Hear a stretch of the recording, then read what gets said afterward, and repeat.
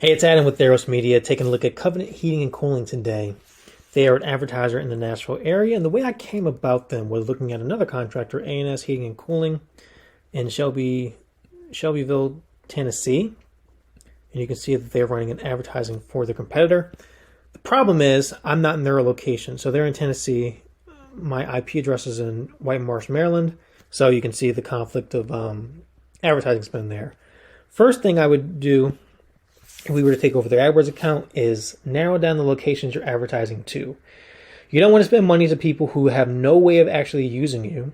So I'm one of those people who have no way of actually using you in your company, in your area, in my area, I mean. So people who live in your area are who you want to go after, not people who are searching for terms in your area.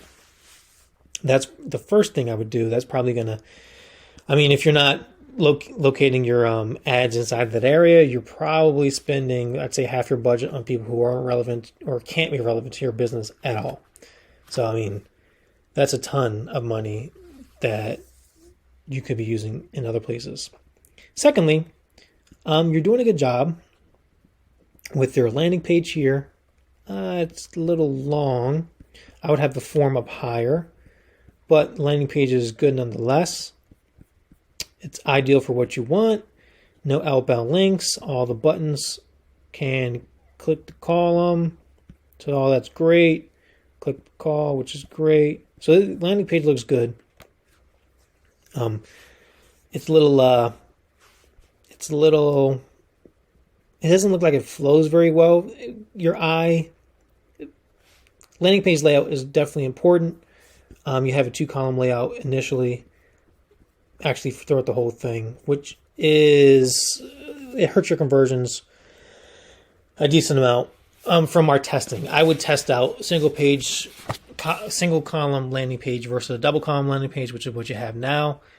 One definitely converts better than the other in your area. I tested out to see which one works better. I have a feeling single column will convert better because it forces you to be more direct and not, back and forth. So I would do that. I would test out that. Landing page layout is definitely important. You're going after HVAC contractor in that area, and you can see that HVAC contractor was not in my keyword. So keyword pruning is what you need to do. Keyword pruning weeds out keywords that aren't converting, leaves in keywords that aren't. Search terms. It's a search term thing.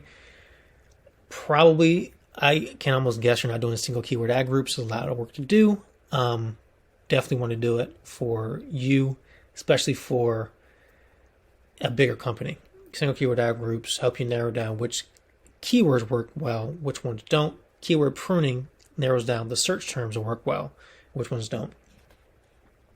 So single keyword ad groups. I can't complain about the landing page. This is good and relevant to HVAC contractor, because you want to do all this type of stuff, and HVAC isn't everywhere, so this is good for. So the landing page is relevant to the ad, but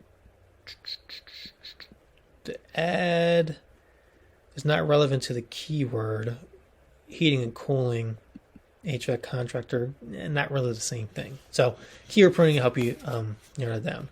Selling a Facebook pixel so you can remarket to people that are on Facebook that come to your landing pages is important, especially if you are using landing pages. If they're not coming to those landing pages any other way but your advertising, and you want to remarket to those people, Facebook is the best way to do that, or one of the best ways to do that.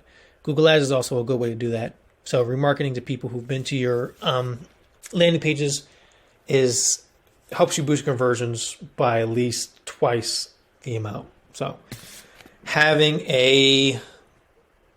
this whole thing is to double your conversions, and all these tips here can definitely help you do that. Keyword pruning is probably the biggest one I do immediately. The reason being is getting rid of all the terms that don't work well in your account is extremely important.